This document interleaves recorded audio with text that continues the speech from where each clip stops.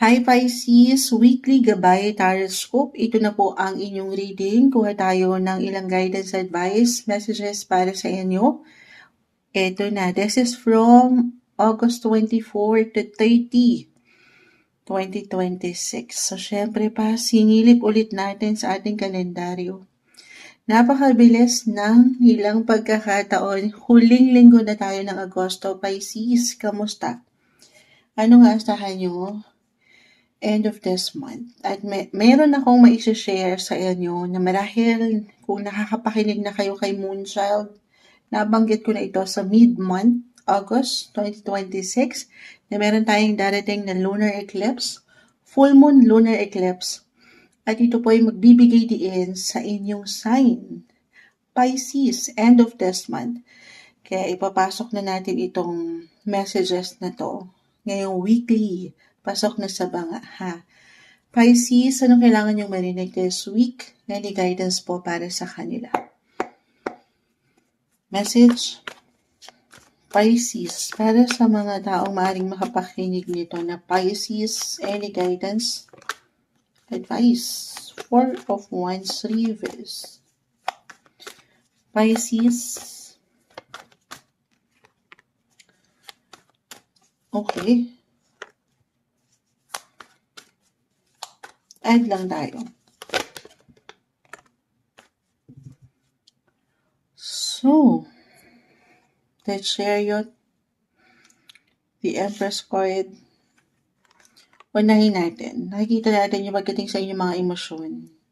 Love life, kamusta ang inyong mga romance? No matter what your relationship status ngayon, single in a relationship or married, bunot pa tayo, King of Wands, Nine of Cups. So, kaya ko napatanong kasi depende ito sa tinatakbo ng relasyon. Kahit pare-pareho kayo ng sign, guys, magkakaiba ang bawat isa. This eclipse is something personal kasi sa inyo to mismo maglaland. Actually, very personal. So, ano ibabalik natin? Love, romance, the Empress. This one is in reverse. Kamusta ba kayo? Tanungin ang mga sarili. Of course, sa part na yan, kayong higit na makapagsasabi. Happy pa ba kayo? Mayroon pa bang gaan?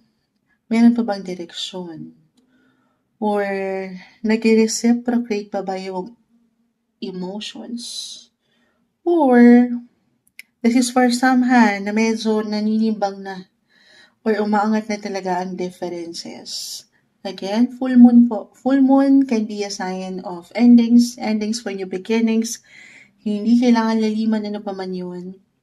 But I see na this time, maaring kusa itong umangat naman para sa ilan sa inyo na once and for all, bubuo na ako ng decision. Lalo kung parang may ilang blockages or hindi na nagiging okay. So ayaw natin na ipilit, bigyan ng control ang mga bagay.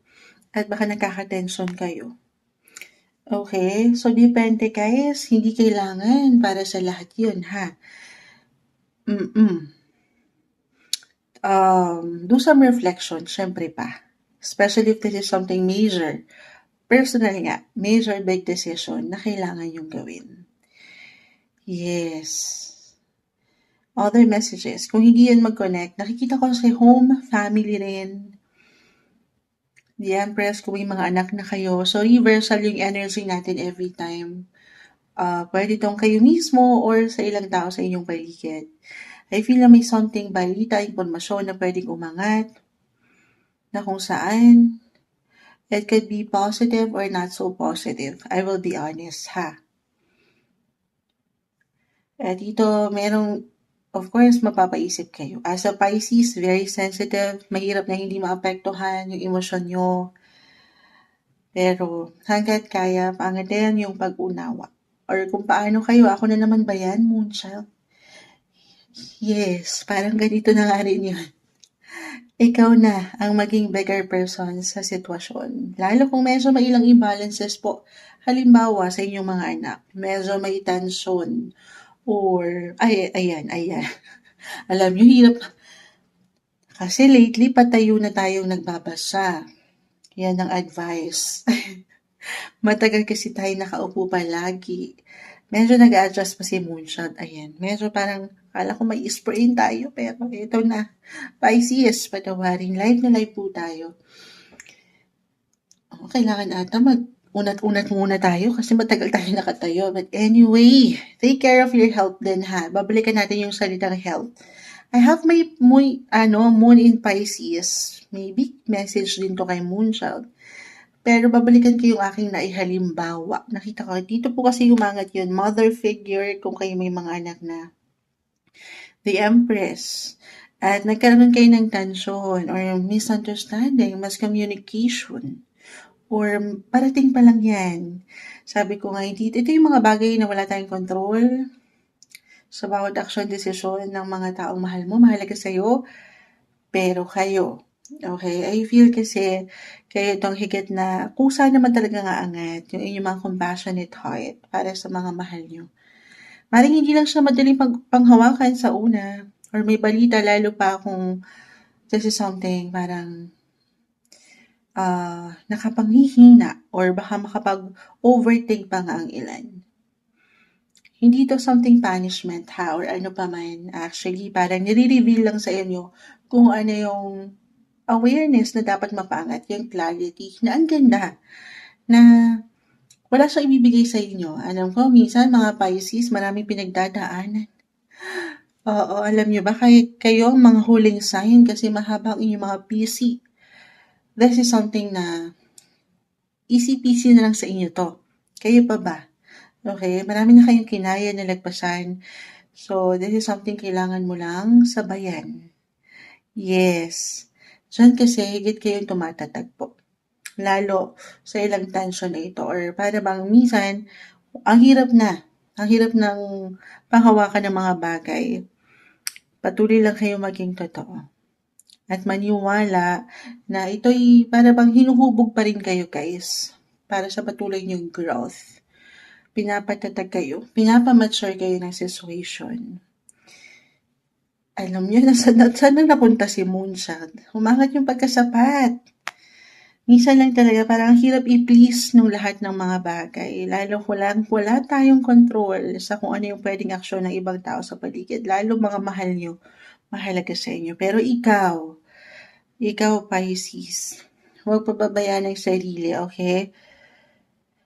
Lalo pa, weekly lang naman tayo pero may hugot kasi pinasok natin yung topic natin, full moon in your sign. So physical, ito kayo mismo to. Physical, mental, emotional. Paano nyo haharapin, magagampanan yung pag-ihain pa ng universe sa inyo kung kayo mismo ay pagod na. So, unahin ang sarili, una't huli, kasi I feel itong full moon nito, medyo draining, guys. Pwedeng maramdaman nyo ng kusa na parang mapanghihinaan or parang pagod agad. So, huwag nyo pigilan, magpahinga kung kinakailangan, ha. Ganun yung energy. Focus kayo sa inyong mga health din. Ayan. Pero dito tayo, ang ganda guys, sumangat yung pag-level up, pag-increase ng mga situation. Mula sa ilang pinagdadaanan nyo, walang overnight, okay na ha. 6 of Wands, 9 of Cups, this is about your hopes, your dreams, your wishes, yung pagkasapat. Maybe a reminder, ano mang tinatakbo ng buhay or anong pwedeng ihain pa ng buhay ng taas sa inyo. Pangatin, kung nasan kayo ngayon, yun naman yung mahalaga. Gawan natin ng paraan or i-fix natin yung problema ng naayon sa kanya, syempre pa, at isa-isa. Okay, walang ibibigay, aking uulitin. Lalo kayo nag-grow, nag-glow, nag-go.